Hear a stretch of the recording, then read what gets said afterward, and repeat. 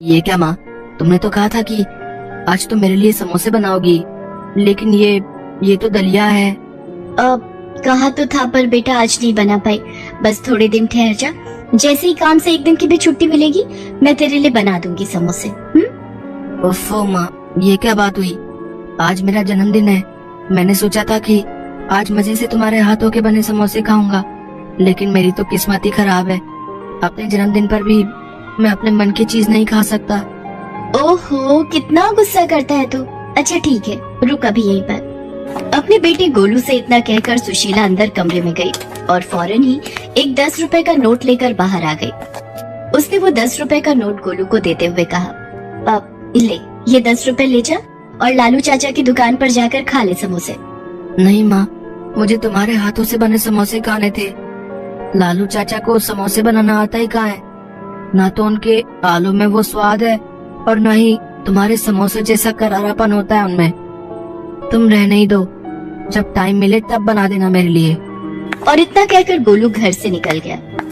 समोसे ना खा पाने की उदासी उसके चेहरे पर साफ दिखाई दे रही थी, जिसे देखकर सुशीला का मन भी उदास हो गया और वो मन ही मन सोचने लगी, हाय रे मेरी फूटी किस्मत, अपने बच्चे की इतनी सी ख्वाहिश भी पूरी नहीं कर सकी।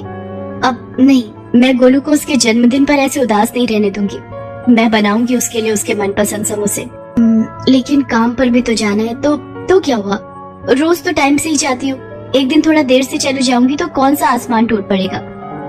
वैसे मालकिन बातें तो सुनाएंगी, लेकिन कोई बात नहीं, मैं सुन लूंगी, लेकिन अपने गोलू के चेहरे पर खुशी ला कर रहूंगी मैं।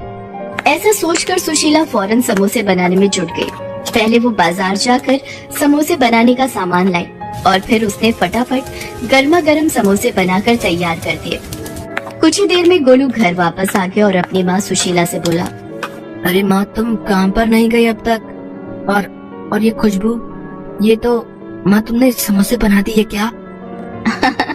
हाँ बना दिए, आजा खा ले जल्दी से। सुशीला की बात सुनते ही गोलू फटाक से हाथ मुंह धोकर समोसे खाने के लिए बैठ गया, लेकिन फिर जैसे ही उसने समोसे की प्लेट देखी तो सुशीला से बोला, माँ तुम भी आ जाओ। नहीं बेटा, तू आराम से खा, मुझे जाना है, पहले ही काफी देर हो गई है। अच्छा तो रुको, मैं तुम्हारे लिए समोसे बांध देता हूँ, काम से वक्त निकाल कर खा लेना। इतना कहकर गोलू रसोई की तरफ बढ़ गया, लेकिन उसे रसोई में एक भी समोसा नहीं मिला। और ऐसा इसलिए था क्योंकि सुशीला ने बस 2 ही समोसे बनाए थे, वो भी सिर्फ गोलू के लिए। असल में सुशीला के पास इससे ज्यादा समोसे बनाने के लिए न तो समय था और न ही पैसे, और ये बात समझने में गोलू को जरा भी देर नहीं लगी। अच्छा, तो माँ ने अपने लिए समोसे नहीं रखे। अब कोई बात नहीं, बाहर प्लेट में 2 समोसे तो हैं ही, एक माँ को बांध देता हूँ और एक मैं खा लेता हूँ। ऐसा सोचकर गोलू रसोई से बाहर आया, लेकिन तब तक सुशीला काम के लिए जा चुकी थी। गोलू के लिए समोसे बनाने की हड़बड़ी में सुशीला ने खुद कुछ भी नहीं खाया था और वो भूखी प्यासी दौड़ती हुई काम पर पहुंची, जहां उसकी मालकिन नलिनी गुस्से से उबल रही थी। नमस्ते मेम साहब, माफ कीजिए आज थोड़ी देर हो गई। वो आज मेरे बेटे का जन्मदिन है। सुबह सुबह समोसे खाने की जिद पकड़ कर बैठ गया तो मैं बस। देख सुशीला, मैंने तुझे काम पर रखने से पहले ही बता दिया था कि मेरे साथ ये देर से आने की नौटंकी नहीं चलेगी। तुझे पता है ना कि साहब को सुबह सुबह ही काम पर जाना होता है। आज तेरी वजह से उन्हें सिर्फ दूध और फल खाकर ऑफिस जाना पड़ा, और बंटी वो बेचारा भी बस फ्रूट्स लेकर ही गया है टिफिन में। बस आज के लिए माफ कर दीजिए मेम साहब, दोबारा आपको शिकायत का मौका नहीं मिलेगा। हाँ, दोबारा ऐसा नहीं होगा, क्योंकि मैं तुझे दोबारा ऐसी गलती करने का मौका ही नहीं दूंगी। मैंने अपनी फ्रेंड को बोलकर नई मेड का इंतजाम कर लिया है, वो भी थोड़ी देर में आती ही होगी। एक बार उससे बात फाइनल हो जाए फिर तुझे काम पर आने की कोई जरूरत नहीं है। नहीं मेम साहब, ऐसा मत कीजिए, मेरी हालत तो आप जानती ही हैं। मेरे पति नहीं है, बस एक यही काम है जिसके सहारे मैं अपने बच्चे को पाल रही हूँ। अगर ये काम भी छूट गया तो बड़ी मुसीबत हो जाएगी मेम साहब। रहने दे, तुम छोटे लोगों के ये सारे हथकंडे ना मैं अच्छे से जानती हूँ। वैसे तो बड़ा गरीब होने का नाटक करती है, लेकिन अपने बेटे की इच्छाएं पूरी करने के लिए खूब पैसे हैं तेरे पास। सुबह सुबह समोसे तल कर आ रही है और कहती है कि गरीब है। चल अब यहाँ खड़ी होकर और मेरा टाइम वेस्ट मत कर, जाकर काम निपटा। मैं उस नई मेड से बात करके बताती हूँ कि तुझे कब तक काम पर आना है। सुशीला नलिनी के सामने गिड़गिड़ाती रही, लेकिन नलिनी को उस पर तरस नहीं आया। वो हमेशा ही ऐसा करती थी और इसीलिए उसके यहाँ कोई काम वाली ज्यादा दिन टिक नहीं पाती थी। काम निपटा कर सुशीला घर वापस आ गई, जहाँ गोलू उसका बेसब्री से इंतजार कर रहा था। माँ तुम आ गई, तुमने कुछ खाया तो नहीं होगा ना? आ जाओ, मैंने तुम्हारे लिए एक समोसा बचा कर रखा है। गोलू की बात सुनकर सुशीला की आंखों में आंसू आ गए। उसने फौरन आगे बढ़कर गोलू को अपने सीने से लगा लिया और रोते हुए उससे बोली, मुझे माफ कर दे मेरे बच्चे, मैं जानती हूँ कि मैं बिल्कुल भी अच्छी माँ नहीं हूँ। नहीं माँ, ऐसा मत बोलो, तुम बहुत अच्छी हो। और तुम्हें पता है तुम्हारी सबसे अच्छी बात क्या है? तुम्हारे ये समोसे। हाँ माँ, सच में। और इस बार जो चटनियाँ बनाई थी तुमने, आहा, मजा ही आ गया माँ, बिल्कुल चाट सी बन गई थी। हाँ, समोसा चाट। तुम रुको, मैं अभी तुम्हारे लिए वैसे ही समोसा चाट बना कर लाता हूँ जैसे आज मैंने खाई थी।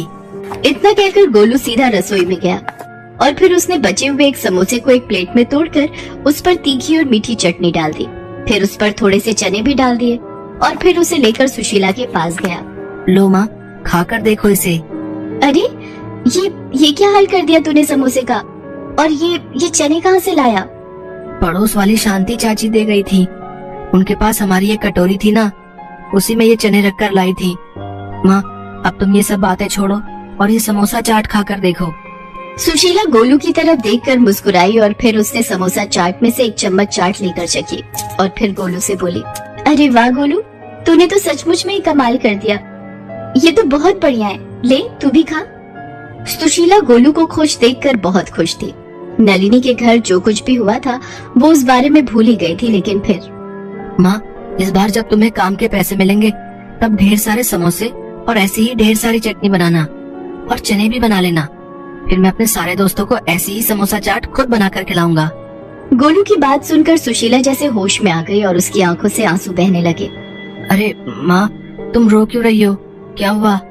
गोलू, इस बार जो पैसे मिलेंगे काम से, शायद उन्हीं में काफी समय काटना होगा।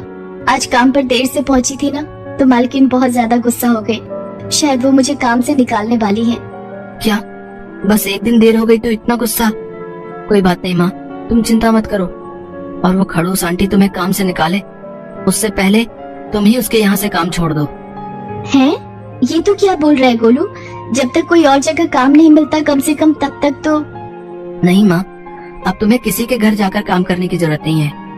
मैंने सोच लिया है कि अब क्या करना है। अब से तुम और मैं मिलकर समोसा चाट बनाएंगे और उसे बेचेंगे। तुम देखना माँ, हमारी बहुत अच्छी कमाई होगी। गोलू की बात सुनकर सुशीला हैरानी से उसकी तरफ देखने लगी, लेकिन फिर अगले ही पल उसमें भी आत्मविश्वास जगा और उसने गोलू को फिर से गले लगाते हुए कहा, हाँ बेटा, हम मिलकर लड़ेंगे और जीतेंगे भी। इसके बाद सुशीला ने खुद ही नलिनी के घर का काम छोड़ दिया और वहाँ से मिले पैसों से उसने समोसा चाट बनाने का सामान खरीदा। हालांकि ये सब करते हुए सुशीला के मन में इस बात को लेकर डर था कि अगर ये काम न चला तो क्या होगा। लेकिन फिर गोलू का आत्मविश्वास देखकर उसमें भी हिम्मत आ गई और उसने पूरे मन से समोसा चाट का सामान बनाकर तैयार कर लिया। और फिर शाम होते ही, नहीं माँ, तुम रहने दो, चाट तो मैं ही लगा कर दूंगा सबको। जितने मन से सुशीला ने समोसे बनाए थे, गोलू भी उतने ही मन से समोसा चाट लगाकर सबको दे रहा था। पहले दिन ही सारी की सारी समोसा चाट कुछ ही घंटों में बिक गई और लागत के साथ साथ अच्छा मुनाफा भी हाथ आ गया। सुशीला और गोलू बहुत खुश थे। फिर कुछ दिनों बाद, अरे सुनो बच्चे, मुझे समोसा चाट को ऑर्डर देना है। आपको लाइन में लगना होगा, ये सारे लोग ऑर्डर देने के लिए खड़े हैं। उस जगह पर वाकई बहुत भीड़ थी और नलिनी को उसी भीड़ से जूझते हुए आगे बढ़ना पड़ा। और फिर जैसे ही उसने सुशीला को वहाँ पर ऑर्डर लेते हुए देखा तो उसे अपनी आंखों पर विश्वास ही नहीं हुआ। अरे सुशीला, तुम ये मशहूर समोसा चाट की स्टॉल चलाती हो? लेकिन कैसे? इतनी जल्दी इतना सब कैसे कर लिया तुमने? बस अपने बच्चे की इच्छा पूरी करती रही मेम साहब, और भगवान पर भरोसा बनाए रखा, क्योंकि वो तो सब जानता है ना कि कौन क्या है। अब वैसे आपका कितना प्लेट का ऑर्डर है? पैसे एडवांस ही देने होंगे आपको। सुशीला और गोलू की तरक्की जहाँ उन दोनों के लिए उनकी मेहनत का फल थी, तो वही नलिनी जैसे लोगों के लिए एक सीख भी थी कि भले ही आप कितने ही अमीर क्यों ना हो, कभी भी किसी को छोटा समझकर उसकी बेइज्जती नहीं करनी चाहिए।